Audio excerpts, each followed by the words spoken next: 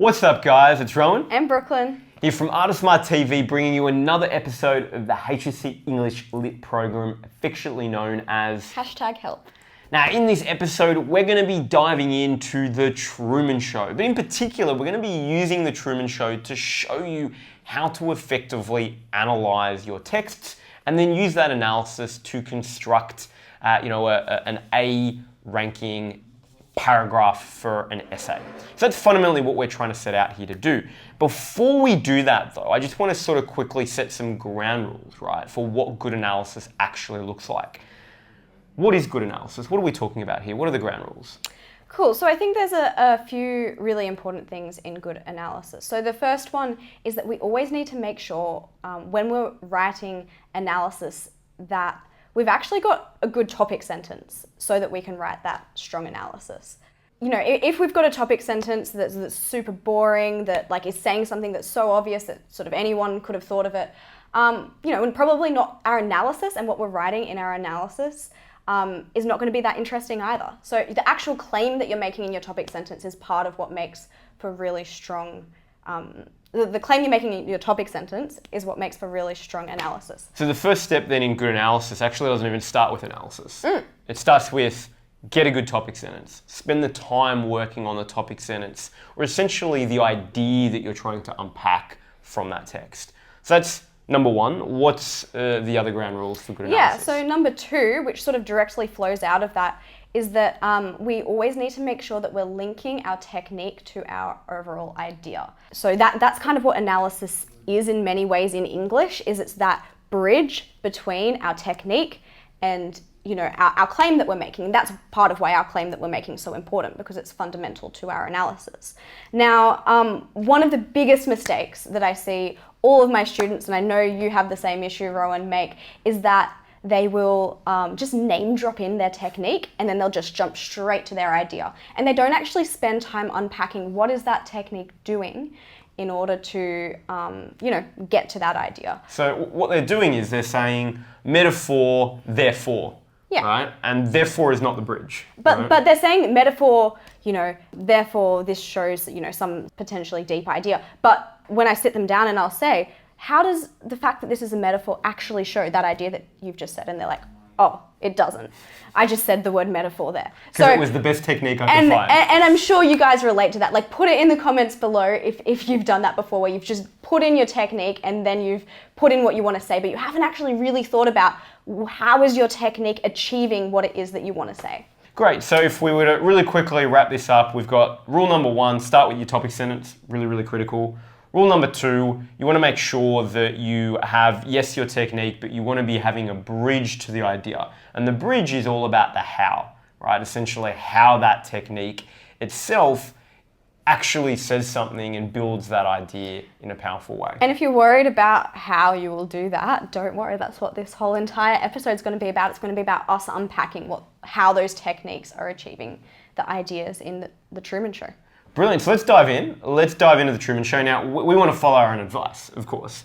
And so step number one is we need a topic sentence. We need to start with that topic sentence. And so what's the topic sentence we're going to use here for this paragraph that we're building? Yeah, so we're going to look at how The Truman Show satirizes modern society, suggesting that it's a dystopia where we are imprisoned by mass media and advertising. Cool. So we've got what is a sophisticated topic sentence. There's a lot going on here that we can unpack. Let's now jump in and start looking at a couple of the examples we might be able to use to prove this point, say something about this point, expand upon it. The first one we have is an example of smiling citizens that you really see, particularly throughout particularly the early stages of The Truman Show. You've got like a pastel color palette that's being used, and you've got extra diegetic music of Mozart. Yeah, that's right. So you can see what we've done with this example. It's not really a example. We've sort of like shoved three examples into one. And that's something that you can absolutely do, is sort of pile your examples on top of each other. And if all of those examples are doing the same thing, you can kind of end up analyzing them together as well. It particularly works well for films, right? I think you certainly can do it for novels and poems and so forth as well. But I think particularly with films, it's quite easy to do so. And there might be a part of that you actually need to, unpack what that direct part of the example is doing and, create that bridge. So let's do that now. I want to particularly look at that idea of the extra diegetic music of Mozart. So first of all, what does extra diegetic mean? Yeah, good question. So it means that we don't see where the music is coming from in the film. It's coming, like we can hear the music, but there's no like radio playing. That's right. So it's not like a natural sound that is created, from someone speaking or someone playing a musical instrument, for example, as part of the scene, which is why it's extra diegetic. So we've got this music being played. I guess we've got some symbolism, that sort of emerges through here as well. But I think particularly, what's Mozart's music known for? Yeah, so totally the ideas of balance and perfection and harmony. Everything's very sort of perfect in Mozart's music. It's not sort of like the romantic music that follows it, which will be like, I'm not going to sing, but like, really long notes and sort of the timing is a bit more weird. The timing tends to, be very balanced. Yeah, and very ordered. And ordered, yeah. Which is, I think, particularly, what they're trying to communicate here. So we've got these, and I think the key thing is these three things come together, in the earlier sort of scenes in The Truman Show, particularly around trying to, and this is now where we're sort of getting to our points, we're building the bridge, right? Mozart's music, the pastel color, palette, all of that, what that does is they come together to symbolize this utopia of Seahaven, right? That it's this perfect place where everyone's happy, everyone's living in harmony, everything's perfectly balanced, everyone has their place, and they're doing what they're meant to be doing. I think this is a really interesting first point to make as well. And it's really important when we're writing a paragraph to think about the order which our examples are going in, and making sure that our first example or first couple of examples is sort of setting up what we're going to be arguing ultimately in the rest of the paragraph. So this is very much like a setting up example. Like we haven't proven the point that Seahaven is a dystopia yet, have we?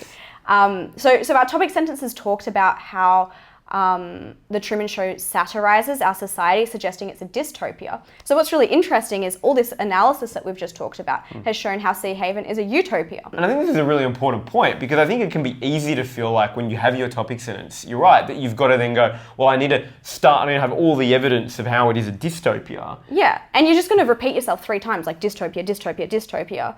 Whereas a stronger paragraph is actually going to spend the time setting up, why is it actually interesting that it is a dystopia? And I think particularly by doing this here, you're creating that contrast in your own paragraph that shows that while on the face of it, it looks like a utopia, if we actually dig underneath, we see that there is something else going on. And that's where that sophistication really comes through. I couldn't even say the word sophisticated. So there you go. Great. So sophisticated. Yeah, exactly. What's our second sort of example we're going to use here? So we've got this scene where Truman's walking along and these 2 men sort of come up to him and like pin him against this massive billboard that is an advertisement for Kaiser free-range chicken. So, which there's some irony in that for this, first of all. But beyond that, the idea of freedom. Yeah, particularly. right. Yeah, exactly. Right. Like free-range chickens, right? I mean, it's sort of the sense that a free-range chicken, of course, is not free anyway. They're given the suggestion that they are free, which is exactly the sense of Truman's own experience, right? That he believes that he's free, but truly he actually is the free-range chicken and the product. And this is just the analysis Ron's coming up on the top of his head. Like, this is not even what we've got written down as to what we're going to talk about here. So there's like so much. Good. There's so much we can get from this example, I think is the point here, right? That's right. And so you can often, exactly, depending on the point you're making, right, you can highlight this in different ways. And so the way that I look at this, right, is that we sort of see definitely, it starts to question, like, this is my take, right? I know we're going to unpack some more analysis, but the whole point for me when I sort of saw that was it was a question of, well, who's the product and what's the product? And I think that's what it's starting to prompt. Now, of course, right, it does more than that. What else is it trying to do here? Well, no, I think that idea speaks into what we're meant to say. So, cool. So we've sort of got the idea that I find quite interesting here is that we might watch the Truman Show and be like, oh, look at poor Truman, like he's being so oppressed, and he doesn't understand all this, these lies that have been the fact told that to him. He is exactly like the free-range chicken. He doesn't understand that he is a free-range chicken, exactly. But I think what this example shows is actually the audience that is maybe even more imprisoned than Truman is, because they're the ones who see this Kaiser sign behind them. And yeah, I guess Peter Weir emphasizes that it's not only the audience who are complicit in Truman's imprisonment, but they're also metaphorically imprisoned by their television boxes. And particularly around that perpetual sort of consumption, which is very much what that advertisement is trying to encourage you to consume. So, great. Now, in terms of, the example itself, like what's the technique we'd be utilizing here? Yeah, cool. So that probably would have been a good thing to talk about before we jumped into the meaning, but we got a bit carried away there. The chickens just did it for me. So we've got recurring product placement. So I guess that's a bit of a motif, that idea of something recurring. And so, yeah, I think you would probably use like reoccurring motif, right? But the thing is, that can sometimes sound clunky. If you're like the recurring motif of product placement, it sounds a bit formulaic, and sometimes, you can just say that it's recurring product placement, which is what I'd written there. Great. So you can see what we're trying to, and let's just come back to that point. So we've set the scene, this seeming utopia, but then we're starting to see, wait a minute, right? We've got this really sort of commercial consumerism sort of underbelly that's starting to emerge. What's our next example that we're going to use to continue to sort of flesh this argument out? Yeah, so the next example, which I think is a really cool one, is the fishbowl camera effect that we have when sometimes we see Truman like through the buttonholes of various characters. They've got little cameras on their buttons, and it sort of creates this like fishbowl of his face. Various like little cameras plugged into random mirrors and things. Are creating this fishbowl camera effect. So I think that's a really cool symbol. So we're going to actually like really unpack, like rather than just saying the fishbowl camera effect shows shows how we are imprisoned as a society. Like we're actually going to unpack what that fishbowl camera effect is. So do you want to talk about that? Yeah, definitely. So when we think about the fishbowl, like I think a fishbowl is particularly symbolic of the fact that we may not realize, and a fish often doesn't necessarily appreciate, as far as we're aware. I mean, I haven't spoken to a fish, so I don't really know. But this idea, at least, that they're unaware of the limits of their environment. So they believe, right, or the take that we have on fish bowls, that, it's unlimited space, but actually it's constrained, right? There is a limit here. And so just like a fish that doesn't know anything that exists beyond its bowl, like the bowl is the entire ocean, right? This applies as a metaphor to Truman, right? Who also is the fish himself, who isn't aware of the broader world beyond. But equally, it's also then a deeper criticism of, and a deeper critique really, of the media's own entrapment of its audience. Yeah, and I think we see that through the previous example, right? It's not just Truman that's being imprisoned. It's it's his audience internally within the film, but it's also us. And I think there's an important point that we need to highlight that. Why is the audience imprisoned? Right? Like just to sort of, and my take on it always was that because they were complicit with the Truman Show itself, right? In terms of, essentially not telling Truman, right? They're essentially imprisoned because the fact they keep watching the show means that the show stays on air, which means that he's imprisoned. But everyone who watches the show is complicit in imprisoning Truman. That's right. But then at the same time, right, therefore they're also imprisoning themselves because they want to keep watching the show. And they're forced to see all these Kaiser free-range chicken ads. And of course. Which is obviously, as we all know, like media is going to manipulate people's behavior, because why else do you have an advertisement if not to, be sort of controlling somebody in what they choose to purchase? I would say influencing, but sure. We have some different perspectives on that. Awesome. So then final example to bring this paragraph home, right? And so here we've got two security guards asking each other, what else is on? And this is towards now the end of the film. Now, what's going on here? What's the technique and what's the bridge that we're needing to build to the idea? So yeah, if you don't remember the scene, it's like at the very, very, very end when Truman has just had this like super dramatic, like he's like smashed through the wall and opened the door, and like, you know, he's just had this like beautiful conversation with Christoph where he's like, no, I'm not going to live in your world anymore, I'm going to go and be free. And then it just cuts to these two security guard guys who are just like, what else is on? As transmission ceases in the Truman Show. So it's such an anticlimax, right? It's the most, like, one of the most anticlimactic ways Peter Weir could have ended the film. So that's our technique there. We've got anticlimax, and we've also got, you know, this really big contrast between this dramatic moment with Truman and then this sort of very dull moment with the security guards.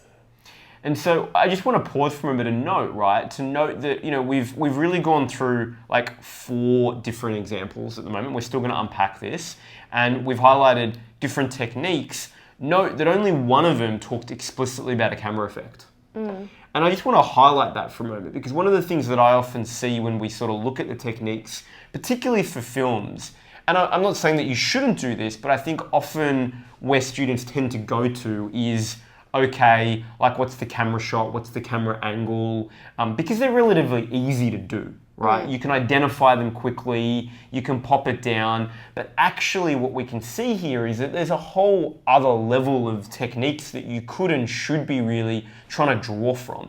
I think it's also just a matter of what techniques are doing the work in like sort of being able to help you come to the overall idea that you want to come to. Yeah, because, so is the close-up of the, is someone doing it, or is it actually the contrast from the prior scene? Yeah, right. So there might be a close-up, but maybe that close-up actually isn't really that relevant. It's not really giving me that much more information, so I'm not going to talk about it.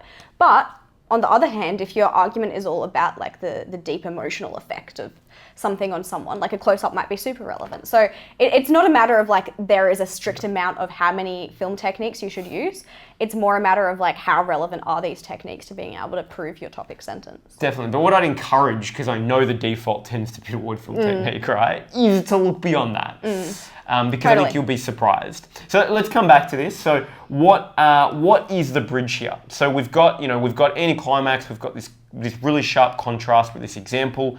What's the bridge to the idea?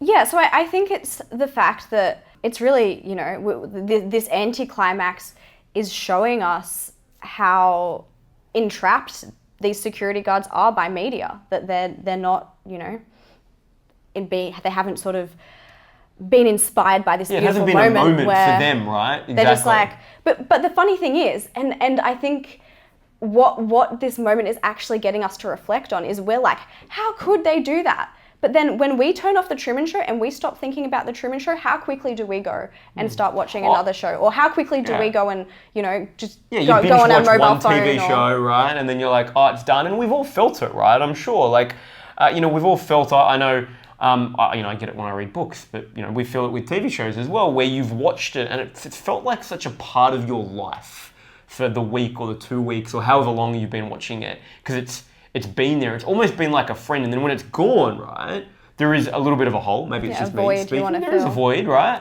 And rather than having this moment of self-reflection, right, the security guards, it's a perfect example of, instead of that reflection, it's like, oh, let's just change the channel. And yeah, I think it's like something we can probably all relate to with TV shows. Definitely. So then let's link it back to the key point that we're trying to make here, so this is illuminating our own entrapment by media, right?